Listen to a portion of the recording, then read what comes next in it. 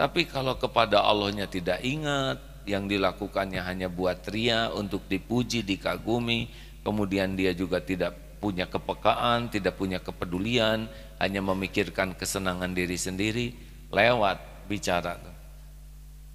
Nanti bicaranya hanya pepesan kosong. Tidak ada yang lebih pahit dari berharapnya hati kepada Allah. Allahumma aftah lana hikmataka ya Allah.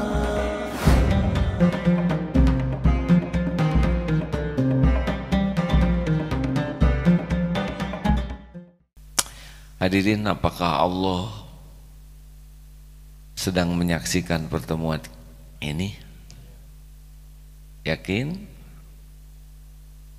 Kurang yakin. Kalau yakin, mantap jawabnya. Apakah Allah menyaksikan pertemuan kita? Seharusnya yakin seperti ini bukan hanya waktu ditanya, harusnya setiap saat dalam keyakinan. Allah Maha menyaksikan. Wa kafa billahi syahida. Cukuplah Allah jadi saksi. Kalau orang merasa disaksikan oleh Allah, dia tidak punya tempat untuk berbuat maksiat. Kenapa kita berbuat dosa? Karena kita belum begitu yakin Allah Maha menyaksikan.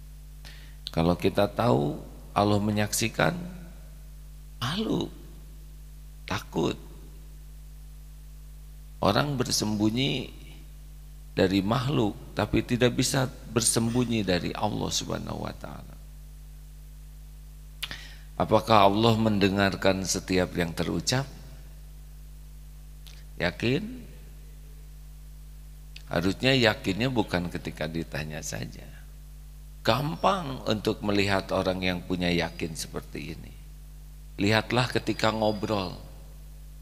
Orang yang tidak yakin Allah Maha mendengar, mudah sekali bicara, ngobrol, ngaler, ngidul, banyak berkata hal yang tidak manfaat, bahkan maksiat. Tapi orang yang yakin Allah Sami'un Alim, Maha mendengar dan Maha mengetahui, tidak tertarik untuk banyak bicara, kecuali bicara yang jadi amal soleh. Jadi kalau ngobrol saja sudah terukur seseorang itu, apakah dia punya keyakinan atau tidak kepada Allah yang Maha mendengar. Jadi kalau nanti mencari jodoh, ya dengarkan saja dia bicara, itu sudah terukur. Orang yang takut kepada Allah, dia lebih sibuk menjaga perkataannya agar disukai Allah daripada agar disukai orang. Kalau orang senang disukai orang, kecenderungannya berbohong, ditambah-tambah bicaranya, dibagus-bagus, dikeren-keren, supaya orang tertarik, orang kagum, orang memuji. Tapi bagi yang yakin Allah Maha mendengar, tidak ada perlunya kita dikagumi orang dengan perkataan. Keperluan kita satu saja, perkataan kita diterima oleh Allah Subhanahu wa ta'ala, jadi amal soleh, selesai. Selebihnya terserah Allah, mau dimasukkan ke hati siapapun, Allah yang berkuasa. Maaf, berulang disampaikan, AA sekarang ceramah begini tidak bisa memberikan pemahaman kecuali Allah yang memahamkan. Saya tidak bisa memasuki hati saudara, tahu juga tidak hatinya di mana seperti apa, dan tidak tahu juga memasukkannya seperti apa. Yang bisa memasukkan ke dalam hati adalah Allah. Itulah sebabnya mengapa para ulama terdahulu bicaranya sedikit, tapi daya gugah, daya ubahnya besar. Maaf ya, guru AA tuh bicaranya sangat-sangat sedikit. Sangat sedikit. 12 tahun berguru nih kepada guru. Bisa dihitung jumlah kata-katanya, tapi pengaruhnya dahsyat sekali. Mengapa demikian? Karena Allah tahu yang bicara hatinya, perkataannya, pikirannya, perilakunya. Allah tahu nih siapa yang bicara. Seseorang yang bicara hatinya, ketulusannya, keikhlasannya, keyakinannya, akhlaknya setiap saat, kemudian waroknya, kehati-hatiannya, Allah tahu. Maka walaupun sedikit kata-katanya dan sama saja dengan kata-kata yang lain, tapi oleh Allah diberi kekuatan untuk menghujam, menggugah, dan jadi jalan berubah. Maka tidak perlu kita mengandalkan kehebatan bicara, karena yang kuasa membulak-balik hati setiap orang adalah Allah. Itu pula nanti ikhwan kalau mau melamar tidak perlu menggunakan kata-kata bersayap, puisi-puisi yang lebay, atau janji-janji muluk, karena Allah lah yang membuat akhwat itu mau atau tidak. Jangan-jangan saudara sudah membuat puisi dan akhwatnya jadi mau muntah dengar, celaka. Dan hati-hati, bicara itu membuka aib. Sebelum bicara orang tidak tahu kualitas kita, tapi sesudah bicara akan ketahuan itu. Kebusukan hati, kesombongan, ria, kedengkian, ujub, penggibah, sesudah ngobrol tahu. Makanya berbicara itu sebetulnya sedang membuka aib diri sendiri. Jadi bagaimana dong? Apakah tidak boleh bicara? Tidak dilarang bicara. Bicara itu pilihannya hanya dua. Waliyaqul khairan aw liyasmut, berkata baik atau diam. Jadi lisan ini diciptakan oleh Allah untuk apa? Jawab. Lisan ini dibuat oleh Allah untuk berkata yang baik, bukan berbicara. Jadi berkata baik atau diam. Karena yang bisa mengubah bukan kita, tapi Allah. Kita bicara itu adalah amal soleh. Zaman dulu katanya orang tua di kampung tuh sederhana, tidak punya pendidikan tinggi, karena zaman Belanda susah dapat pendidikan. Tetapi anak-anaknya banyak yang tergugah, patuh. Mengapa? Pendidikan tidak terlalu tinggi, tapi daya hujam, daya gugahnya, karena yang menggugah adalah Allah. Allah tahu ini orang tua dalam segala kesederhanaan ilmunya, tapi hatinya sangat tulus, sangat kasih sayang, tidak ada jaim kepada anak-anaknya, tidak ingin kelihatan pintar, tidak ingin kelihatan sebagai orang tua yang hebat. Jadi tulus, dan Allah tahu persis ketulusan ini. Dan akibatnya, nak, sholat ya nak, sing rajin ibadah. Sederhana kata-katanya dan sama, tapi dihujamkan oleh Allah, anak bisa benar-benar jadi ahli ibadah. Anakku sekalian, ayah ingin sekali engkau menjadi anak yang soleh, menjadi manusia seutuhnya sesuai dengan Undang-Undang Dasar 45 dan Pancasila. Dan di dalam menghadapi era globalisasi yang serba canggih dan dunia modern ini mendapatkan fluktuasi yang energetik dan sinergitas yang bisa muntah itu anak kalian. Kalau kita bicara hanya ingin dikagumi sebagai orang pintar, orang yang fasih, orang yang wawasannya luas, kita bicara bukan untuk kepentingan orang jadi paham, tapi kita bicara untuk memamerkan. Ah, ini repot. Termasuk ceramah seperti ini, tidak sedikit ingin memamerkan kefasihan, Qur'annya, banyaknya hafalannya, kehebatan, daya ingat.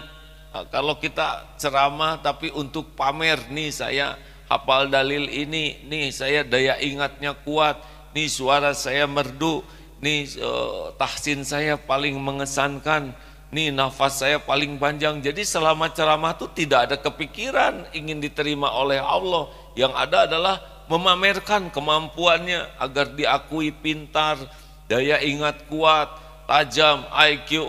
Itu Allah tahu semua acting ini. Dan walaupun sampai berbusa bicara, kalau Allah tidak gugah, tidak.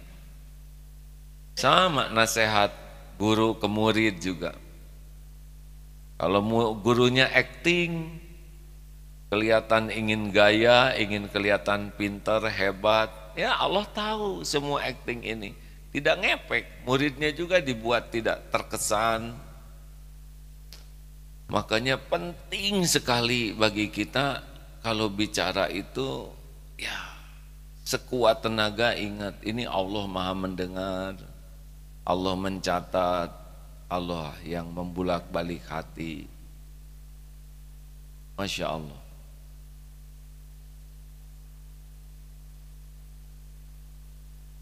Dua ya, satu keyakinan tauhidnya, dan yang kedua kasih sayang. Jadi bicara itu Rasulullah Shallallahu Alaihi Wasallam kepada pencipta bertauhid, kepada ciptaan Allah rahmat, kepada pencipta Allah Subhanahu Wa Taala, kepada Allah Subhanahu Wa Taala bertauhid seperti tadi itu, sehingga niatnya ikhlas, lurus, bersih, dan kepada ciptaan Allah sayang. Wa ma arsalnaka illa rahmatan lil alamin. Coba dibacakan, bantu Ustaz, surat At-Taubah 128. Surat At-Taubah surat ke-9 ayat 128. A'udzu billahi minasy syaithanir rajim. Laqad ja'akum rasulun min anfusikum azizun 'alaihi ma 'anittum harisun 'alaikum bil mu'minin harisun 'alaikum bil mu'minina raufur rahim. Sungguh telah datang kepadamu seorang rasul dari kaummu sendiri, berat rasa olehnya penderitaan yang kamu alami. Dia sangat menginginkan keimanan dan keselamatan bagimu, penyantun dan penyayang terhadap orang-orang yang beriman. Nah, ini salah satu yang bisa membuat kita kalau bicara kuat kasih sayangnya. Laqad ja'akum rasulun min anfusikum azizun 'alaihi ma 'anittum. Ya, separuh-separuh dulu. Azizun 'alaihi ma 'anittum. Jadi Rasulullah itu sangat berat hatinya meraba empati kepada penderitaan, kesusahan, kepahitan orang lain dunia wal akhirat. Jadi Rasul kalau lihat Rasulullah SAW tuh empati. Gimana nih saya menceritakan, lihat orang lapar, lihat orang yang menderita, belum lagi berpikir tentang bagaimana penderitaan di akhirat orang-orang yang tidak berhasil masuk surga. Itu membuat beliau tuh berat gitu.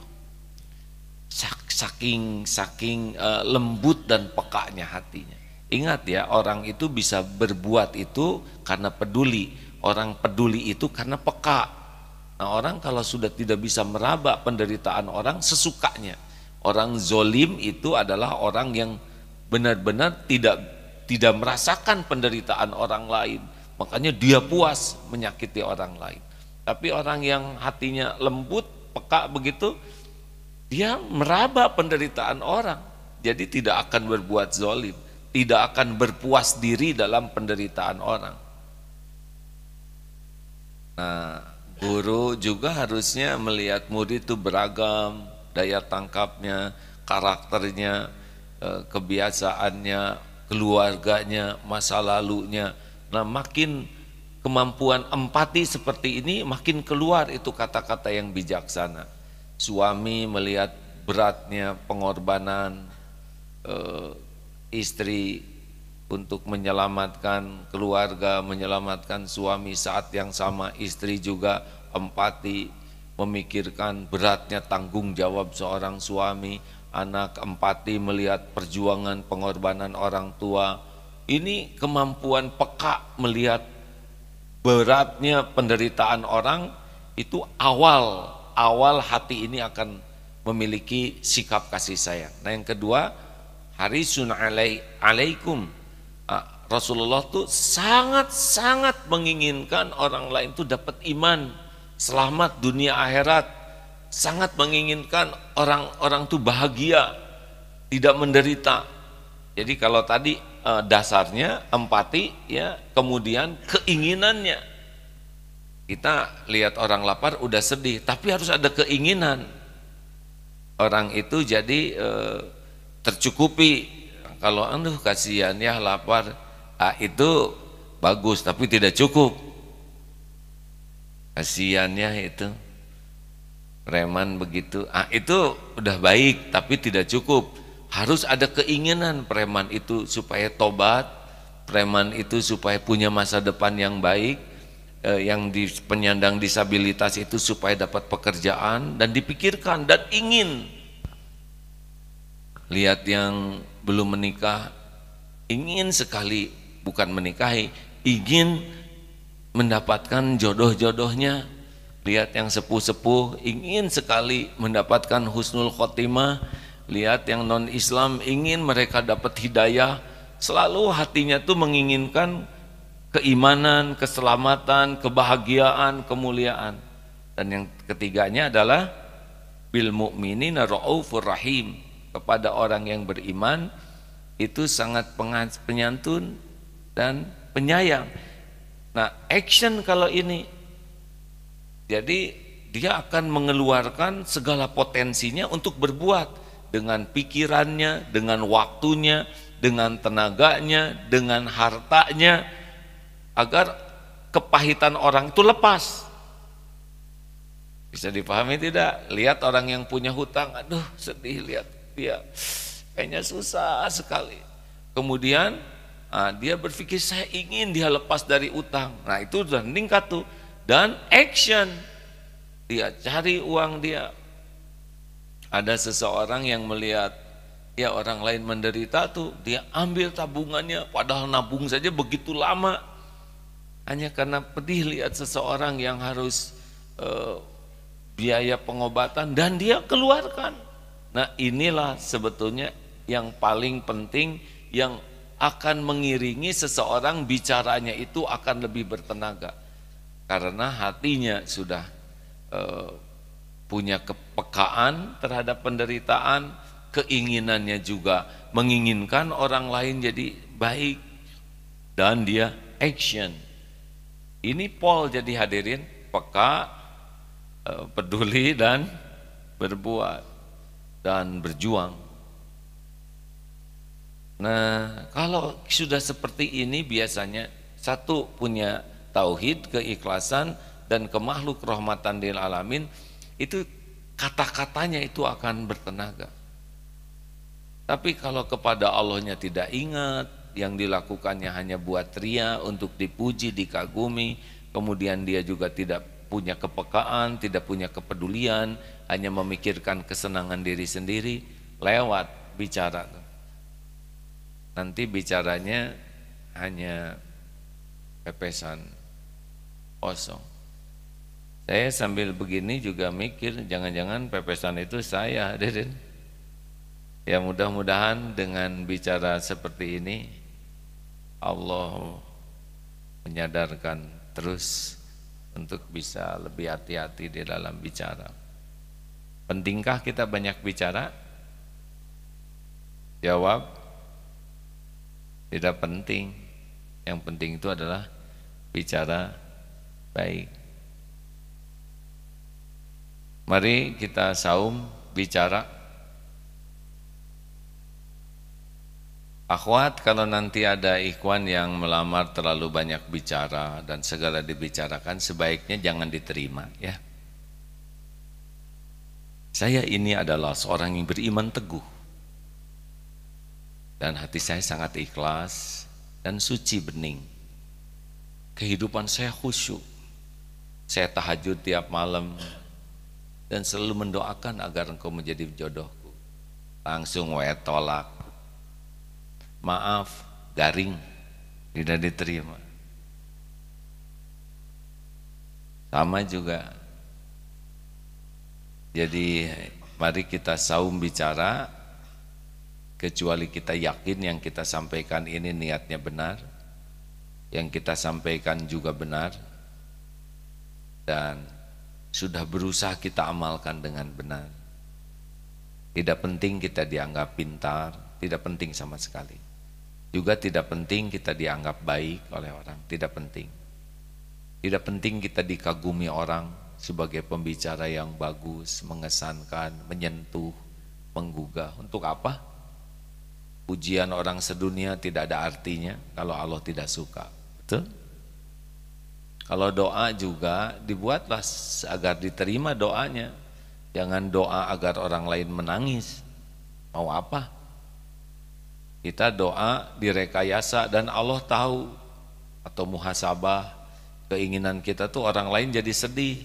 Kalau keinginan kita harusnya ingin doanya diterima oleh Allah. Nah itulah hadirin, sekilas pintas bagaimana upaya kita agar selamat dari bahaya lisan. Yang pasti sehebat apapun kata-kata kita, yang menentukan adalah Allah. Walaupun sudah pakai bohong yang hebat, kalau Allah tidak kehendaki, tidak terjadi.